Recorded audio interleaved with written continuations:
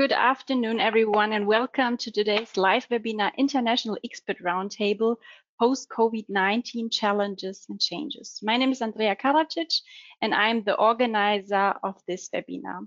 Mrs. Andrea Morgan is supporting me on the back end as the co-organizer. Before we get started, I want to go over a few points so you know how to best practice in this webinar.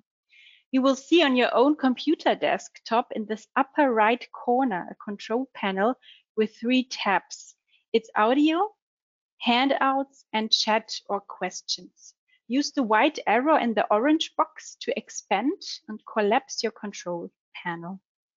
By default, you will listen in via your computer speakers system. If you prefer to participate via phone, simply select phone in the tab audio and dial in the information which is displayed on the right side. If you cannot hear us, please contact us in the chat window. Furthermore, as a participant, you are automatically muted to avoid background noise.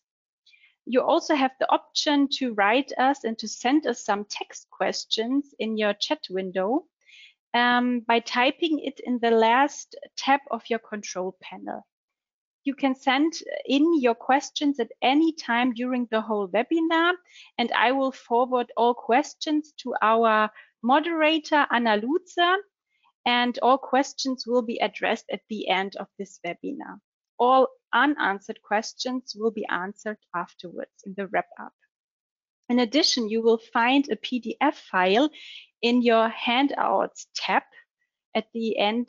It's in the middle of your control panel.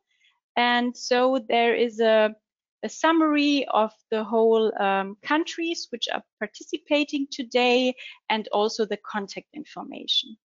Please note that the live webinar is being recorded and made to you available afterwards.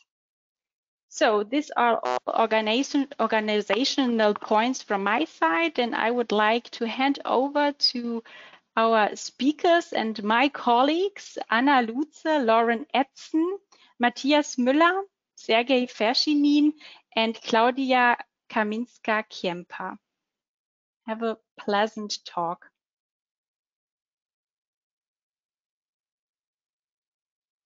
So good afternoon from my side as well. While my colleagues are joining me, I would like to introduce myself. My name is Anna Lutze. I'm a German tax advisor and partner in our international tax law practice here in our head office in Nuremberg, and I will guide you through the next 45 minutes.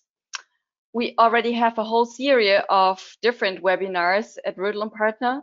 With our International Expert Roundtable, we want to bring together colleagues from different countries and different disciplines and discuss current topics together with you.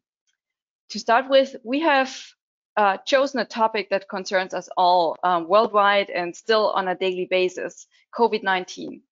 However, we do not want to focus on the current crisis management, but rather look ahead. What's next after the pandemic? We want to take a look on how individual countries are coming out of the crisis at the so-called new normal. We would like to have a look at the opportunities and risks for your companies and what actions you may already need to take. For that purpose, we have brought together the following colleagues: Lauren Edson from our Chicago office in the US, Matthias Müller from our Chinese desk in Munich, Sergej Verschinin from our Moscow office, and Claudia Kaminska-Kiempa from our Krakow office. I would like you to introduce yourself in a few sentences.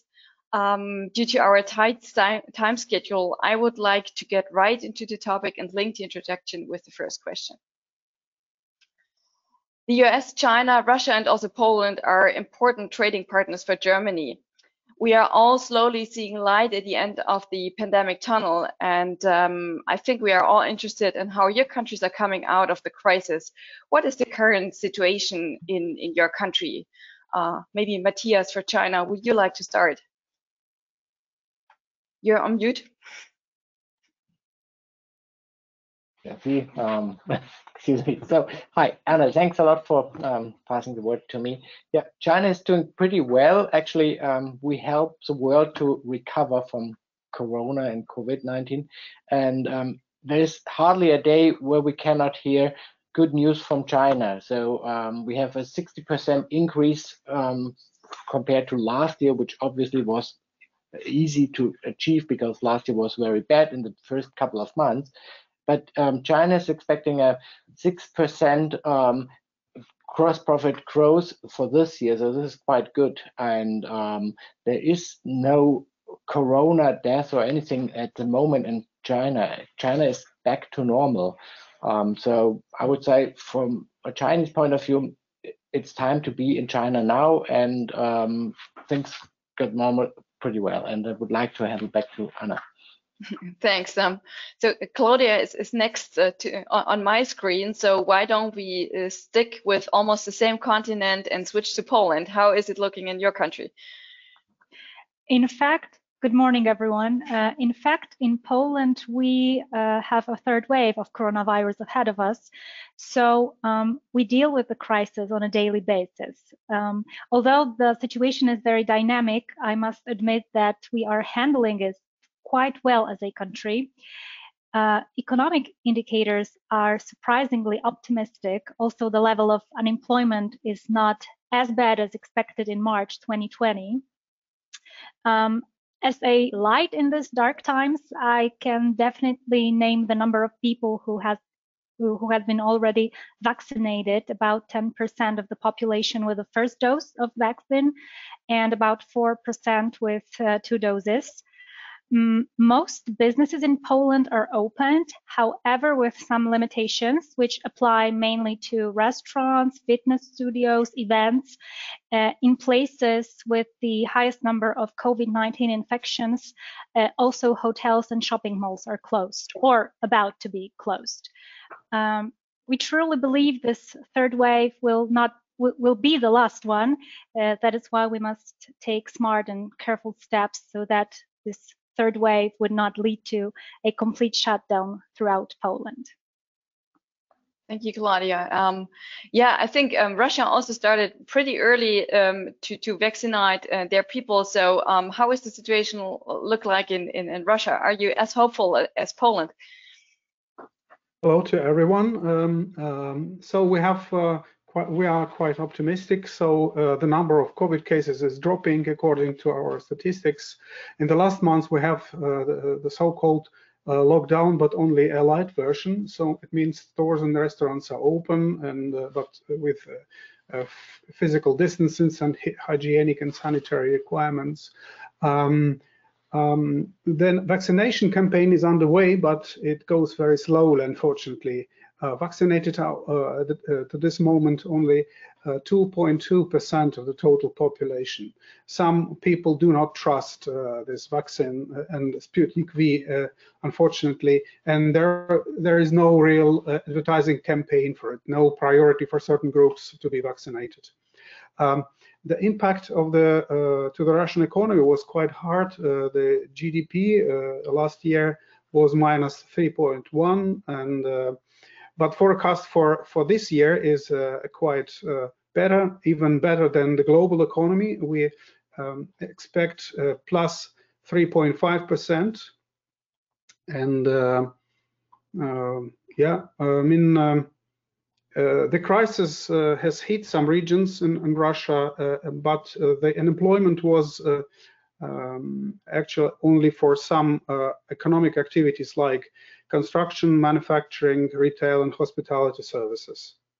There was recently a survey made by German Chamber of Commerce abroad among the German businesses in Russia, and they evaluated themselves as good, 37%, and only 11% as bad. So we're quite optimistic. That's good to hear. So let's cross the ocean into the US. How is it going in the US, Lauren?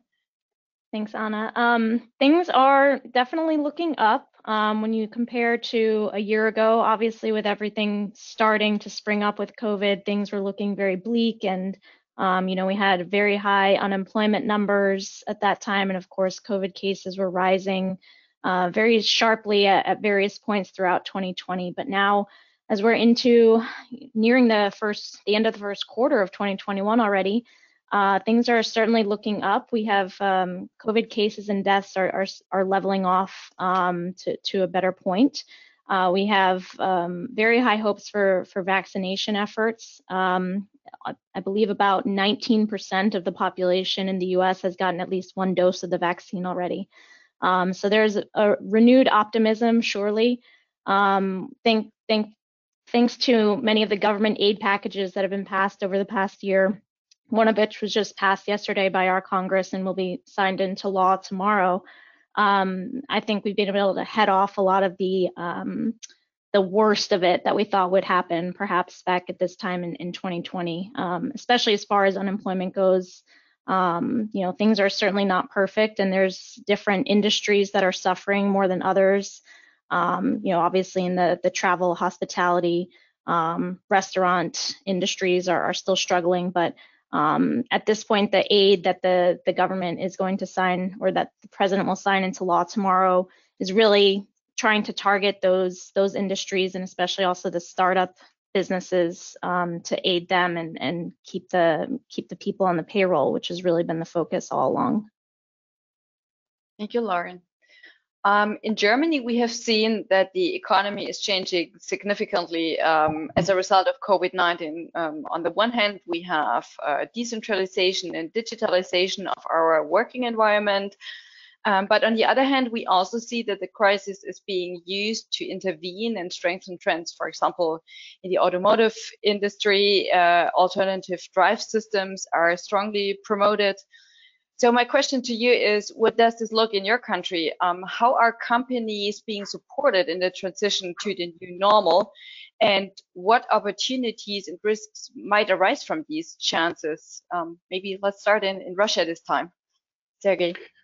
In Russia, the support is mainly focused on the small and medium-sized enterprises. Among they are mostly our clients, actually. Since the change of law of last year, daughter companies of foreign businesses can also be considered as small and medium enterprises and be registered as small and medium enterprises and get this profits and preferences.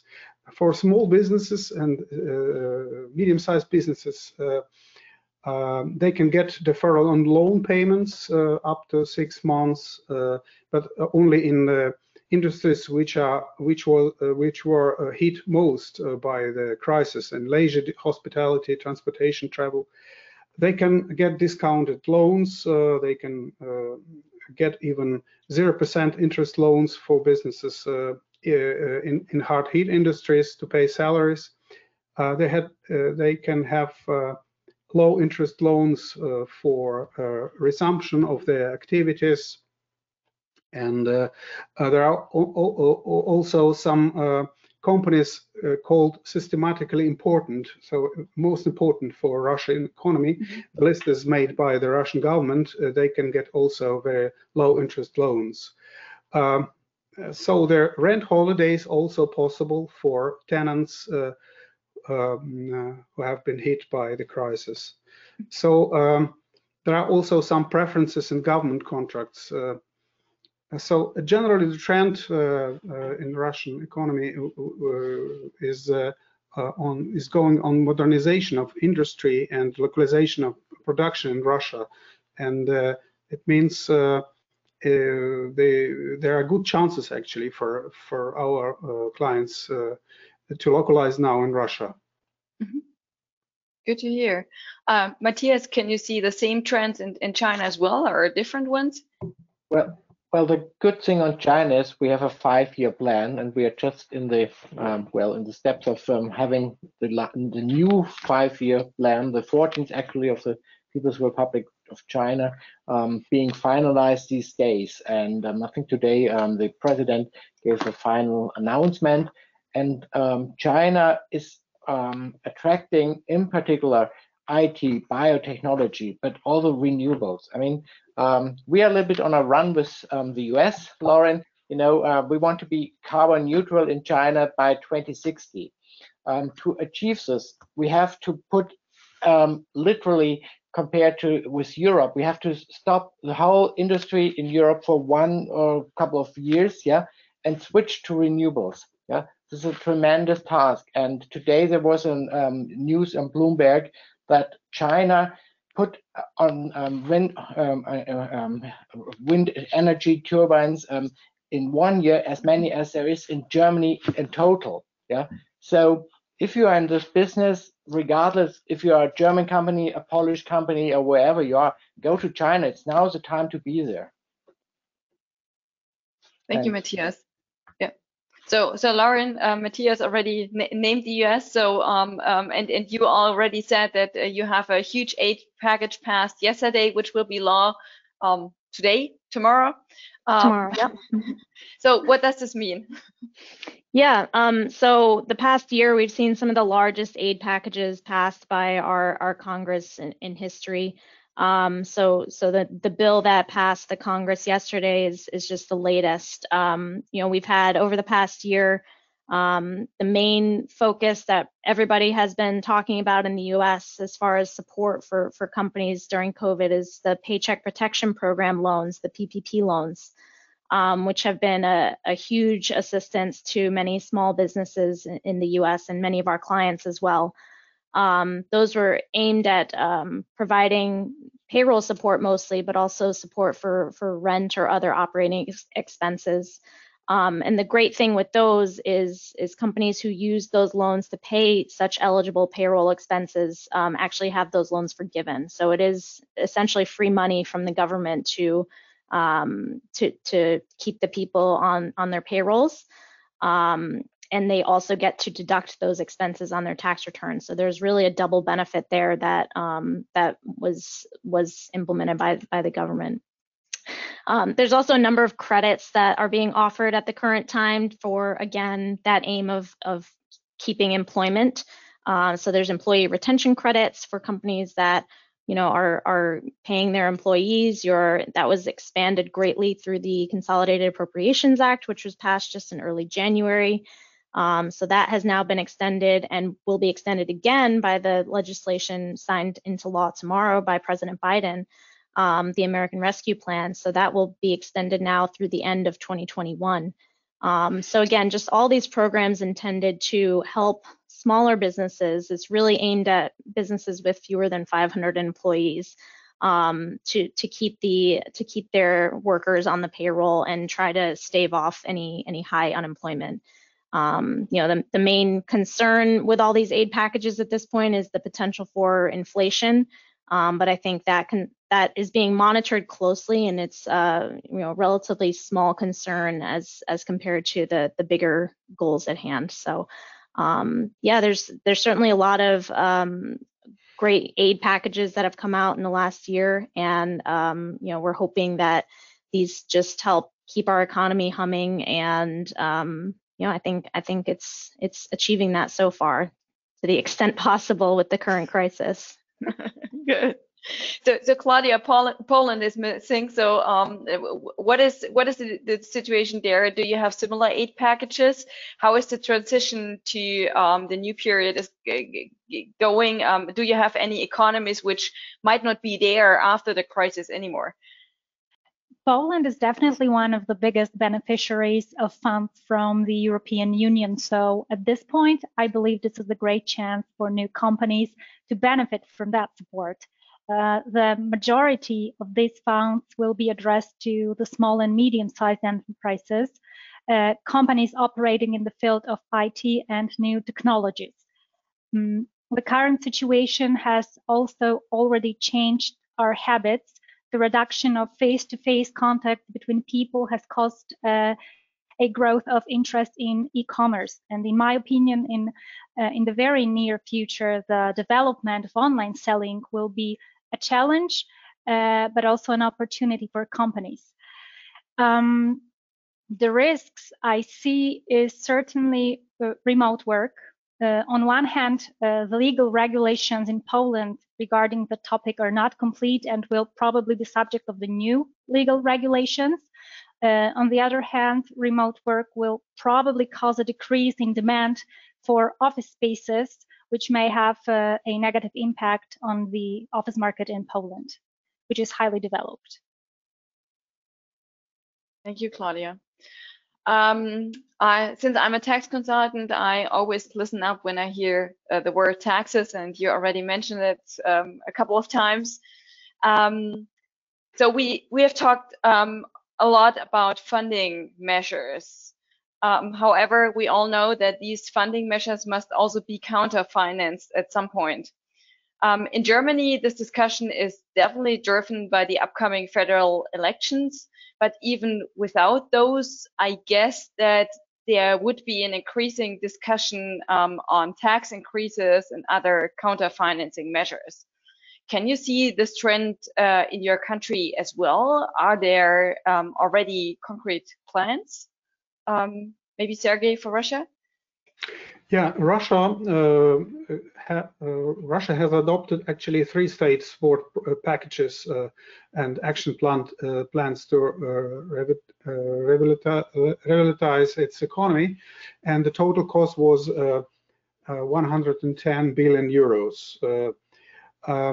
The counter financing is actually, we can feel it right now by introducing some restrictions on preferences for double taxation agreements for interest, dividends, license fees, but affected are currently only the jurisdictions which are normally used for taxation schemes for investments in Russia, like Cyprus, Malta, Switzerland. So Germany will have further its preferences in taxation, and according to double taxation agreement between Russia and Germany. And we have an increase of income tax. Now we have a progressive income tax between 13 and 15%. Okay, thank you. So it's good to hear that at least the German-Russian double tax treaty remains untouched. It's safe, yes, it's safe. Good. And Claudia, in the last couple of years, I had several times I had contact with the Polish tax authorities, and it was not always a pleasant conversation with them. So I can imagine that. So I know that times changed already, and in the Polish tax situation, I would say. But are there any other tax increases or counter financing measures planned? In Poland, the situation is a little bit different than in Russia or in Germany, because in Poland, the government is introducing new taxes instead of increasing the existing ones. As an example, I can name sugar tax. The price of goods, especially sweetened beverages, are way higher than in 2020 and in compared to other countries, which means that, for example, for a Coke, we have to pay more in Poland than in Germany, probably. We have also the corporate income tax on limited partnership. On the other hand, we should pay attention to the current practice of tax offices, which try to change the existing interpretations of the law favorable for taxpayers and punish even for the smallest tax offenses. So this is how does it look like in Poland from the tax law perspective. Okay. So Lauren, since you just had a bill passed, does this bill also say something about tax increases or counter measures? Yeah, it hasn't quite gotten that far yet, but it certainly is laying the groundwork, I think, for future tax legislation to come from the Biden administration and from the Democratic Congress. Biden has mentioned during his campaign that he wishes to raise the corporate income tax rate in the U.S. from its current rate of 21% up to 28%. So that might sound like a fairly large increase, and it is, but it's still certainly lower than the pre-Tax Cuts and Jobs Act corporate income tax rate, which we had prior to 2018, which is at 34%. So, trying to find something in the middle there to try and finance some of these large aid packages that we have been passing over the last year. Biden also has expressed interest in increasing the individual income tax rate back up to 39%. That was lowered to 37% under the Tax Cuts and Jobs Act. So yes, there's certainly some potential on the horizon for increased tax rates in the U.S. As far as other measures that Biden is hoping to impose over the next couple of years, he certainly has an interest in increasing American production. So he, would like to offer tax credits to companies who are producing in America via a 10% Made in America tax credit, and then at the same time penalizing those those companies that are offshoring jobs by imposing a penalty for that type of activity. So trying to use both the carrot and the stick to incentivize and increase the production capacity in the U.S. So certainly a different outlook than the previous president. So we'll see how far Biden can get done. I expect most of his agenda he will try to get pushed through in the first 2 years before the next round of midterm elections in the Congress, since they do have a slight majority in both houses at the moment. Okay, at least if it comes as you just told us, that at least the US won't be a low tax country for Germany anymore. Right. Matthias, does the 5-year plan in China say anything about taxes? No, I don't want to say anything because there's a lot of paperwork which I haven't looked through or incomplete at the moment. But at least not to my knowledge, there's any announcement that we want to increase any kind of taxes. And actually, I don't believe that this will happen, because you have to see, we now think of China, of Shanghai, big skyscrapers, modern factories, and so on and so forth. But there's still a lot of very poor people in China who, and we speak about 300 to 400 million, if not more. And then we have a bracket of another, maybe let's say 200, 300 million who are, well, maybe not poor, but by no means middle class. And what the richness of China and what we see now is really the affluent people, and even then affluent is, we should use carefully. If we look on an aggregate point of view, Shanghai has a cross revenue of Spain, but in Shanghai there's people who are poor, and then there are really rich people. So no way that the Chinese government would increase the taxes. However, maybe they introduce some taxes to those who can afford it, like foreigners living in China. So if you are an expat in China, you should look and maybe consult your tax expert, and if there's some changes coming for you which you have to adjust, maybe on real estate. First, 30 years ago, all real estate was owned by the government. Then the government gave loan on very good terms to the people so that you can buy their homes. And now a home in Shanghai is more expensive maybe than New York or Chicago. And this gives a lot of speculation, and this is not in the interest of the Communist Party. So certainly there will be a kind of tax coming, maybe also gift tax and inheritance tax, because why not? That's my point of view. So Anna, that's maybe. Yeah. Thank you. We have gotten now quite a few ideas on how the environment might change in the post-COVID-19 era. I guess what our participants are most interested in is, of course, what does this mean for them? What does it mean for our clients? Is there any need for immediate or also indirect action, you think? Matthias, maybe for China? Well, I think you have to be there now. This is really the most important lesson which you take away from today. Be there now, but it's difficult to go there. So if you have a factory in China, ask someone who can have a close look what's going on in your factory. The AHK is offering virtual, Googles to look, but I think you need to look into the financials, you need to look on your bank account, and maybe you send someone who you can really trust to your factory and look what's going on if you can't be there. There's still a quarantine time of 2 weeks or up to 4 weeks, so that makes it difficult. If you're not there in China, prepare to go there. Change your internal organization wherever this is, Poland, Russia, Germany, and make sure you have enough Chinese-speaking people on board and start going there. That's what I can only tell to everyone. Yeah. Sergey, is this also true for Russia? Yeah, I think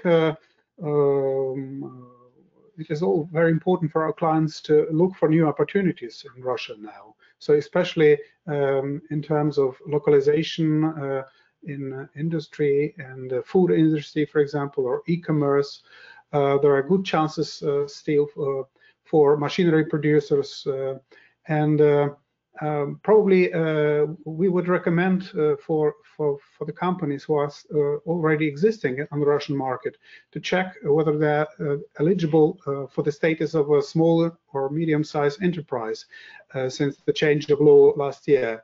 Probably they don't know about these opportunities, and in this case they would benefit from all the aid programs I already mentioned today.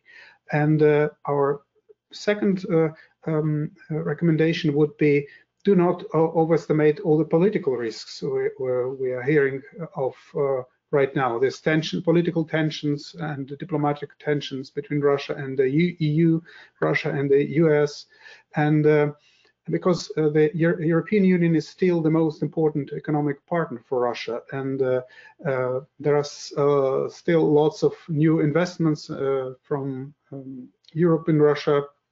The localizations projects for Western businesses are underway in Russia, and we will be glad to support them. Claudia, what do you think are the biggest to-dos for Poland currently for our clients? Definitely enterprises hit by coronavirus in the coming period will have to account for the support which they received from the government, from the country. Usually the most important factor is maintaining employment on an appropriate level. So this is definitely what our clients need to look for if they know that they are going to account for the state support they received. Using this occasion, I think it is also worth to say a few words about the new program introduced in Poland, which maybe has not so much to do with the COVID itself, however, can mean extra costs for employer. At the beginning of 2021, the next stage of implementation of employee capital plans has started. It concerns actually the last group of enterprises which employ less than 20 employees. This is a general program, but this is an obligation for employers. And what is maybe the most important, that the first agreement shall be concluded by 23rd of April this year. So this is the high time to start to act, just to avoid potential financial penalties for not observing the deadline. Okay. So Lauren, how about the US? What do you think is the most important thing currently? Yeah, so currently, even before the pandemic, a really hot topic in the US as of late has been state and local taxation. And due to the pandemic and the fact that many of these state and local governments are so starved for funds and are so desperate to generate revenues in any way, I think that continues to be a really relevant factor of doing business in the US. Especially with regards to now remote workforces. At the beginning of this pandemic, so many people were scrambling, trying to find viable arrangements for working. And, many companies and employees were starting to work remotely for the first time. And not a lot of thought was able to be given to that process up front to streamline it and have the proper protocols in place for that type of environment. So now we're a year away from that. We've been doing this now, working remotely in many cases for close to a year. And now we're starting to think about what are the impacts of those actions. So, in many cases, having employees working remotely in different states could create nexus for companies that they may not have expected, and that could be for income tax, sales tax, payroll tax, even taxation of the employees themselves. So I think there's a lot of unintended consequences that probably haven't been considered up until now, just because everybody's focus was just on getting through 2020 and getting through the COVID pandemic. So I think state and local just continues to be at the forefront of the taxation landscape in the U.S. I'll also just say, we're a little bit far out now from our, big sales tax legislation or the Supreme Court case that was passed in 2018, the Wayfair case, which completely changed the sales tax landscape in the US, but that's still something that companies are struggling to comply with. And even foreign companies who are doing business in the US, even just by e-commerce or selling goods on Amazon, can have unexpected tax consequences in the US. Which was never the case before Wayfair, really before. So I think state and local taxes are really the hot topic still, and will continue to be for a while. Okay, Lauren, that's actually not good to hear. But I think that's something we just have to deal with. The good news is that we're here to help, so we can always assist companies with the compliance and provide great recommendations. So that's the good news. Right. That's right. That's a good news. Yeah. We're coming to the end of our discussions, and we received a few questions we can still address in the left minutes. So if you have questions, you still can key them in our chat, and we will address them. If we don't get to your questions, you will of course receive an answer from us afterwards. So we have received a few questions on China, so I will just get started with them, Matthias. I just read out loud. We need to send service engineers to China. Is it possible at the moment, or do we not get any visa? Okay, it's possible to get a visa, but it's difficult, and it may take a couple of weeks, if not to say months, in particular because the Chinese general consul or the embassies are closed and give only very limited access to it. So that's the first burden you have to meet. And then the second thing is, if you send someone over, there's a mandatory at least 2 weeks quarantine in a Chinese hotel, which is quite hard to do. So, I mean, if you are in a kind of diet scheme or so, that may be helpful for you to go there. Some of our colleagues just done it, and they said it was good for them, yeah, but it's probably not for everyone. And if you go further, I mean, let's say every flight is going to Shanghai, and then from Shanghai you may go further down to China in a kind of remote area, then there's a second 2 weeks quarantine time. So it's difficult right now. Yeah.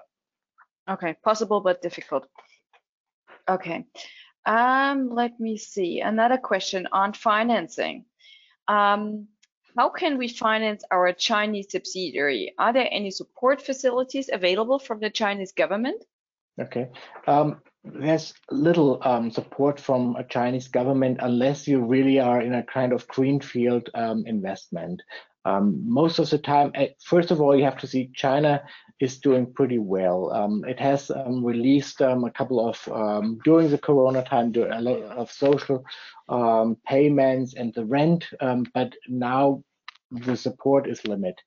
If you go to China now, there are certain credit schemes, some hidden support available, and you really need to know in which kind of business you are, what is the benefit for China, and if you are in a kind of wanted area like biotech, IT, or whatsoever, green renewables, there's certainly a way you get a good support. Yeah. Mm-hmm. I know just from the past, from my experience, that it was quite okay getting loans, for example, from Germany to the Chinese subsidiary, but it was sometimes hard to get them paid back. Is this still the case, or are there any preference regimes currently? Well, let's say it this way: you can get your money back, but it's difficult to refinance them the Chinese company. Yeah. The point is, if you as a shareholder provide a loan, then it's similar like equity. It's not a real loan which you can pay, and then it needs to be registered. And if you once use that loan and repay it, it's forfeited. And then the only way to get back into a new loan is via a capital increase. So that's why we usually recommend not to repay a loan, but to do dividend distributions or other ways to finance. Okay. Just one question back on the visa situation, Matthias. Okay. How is the procedure in China if employees with valid visa but already had the coronavirus and now healthy again? So they would they have, or do they need just a positive antigen test, or do they have to go into quarantine as well? Well, definitely they have to go into quarantine again. And before you start your traveling, I would highly recommend that you discuss it with the Chinese embassy. There's unfortunately a lot of bad news on this, that the Chinese do a lot of testing once you arrived in China. So I would be very careful if I had corona, even if I'm not sick or if I'm have antibodies now, I would be very, very careful to go to China at this moment. Okay, good to know. Lauren, one question on the US. How is the euro-US dollar impacting the short-term export level from Germany into the US for machine equipment and technology? Yeah, that's a great question. I mean, so far we haven't seen a large impact, but that is certainly something that could affect the levels in the future. You know, we have most of our clients are importing machinery and equipment from Germany. You know, obviously those levels have been diminished recently due to COVID, just with not travel restrictions, but shipping restrictions and import restrictions and that kind of thing. So I don't think that we've really seen an impact yet from the exchange rate fluctuations, but it's certainly something to consider in the near term. Okay. So we have 2 minutes left. So maybe one quick question to Poland, Claudia. I don't know if you can answer it now, if not later. I think, Lauren, you mentioned home office earlier, and I see the same, that a lot of people are working in the home office.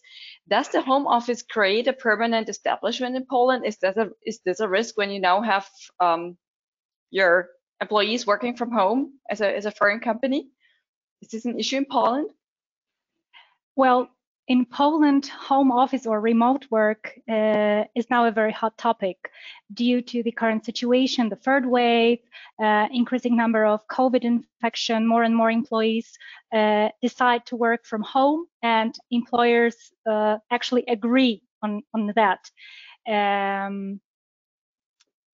Well, as I maybe not directly, but as I mentioned just before, remote work is kind of a challenge for employer, because at some point you need to control your employees, what they are doing during their working time.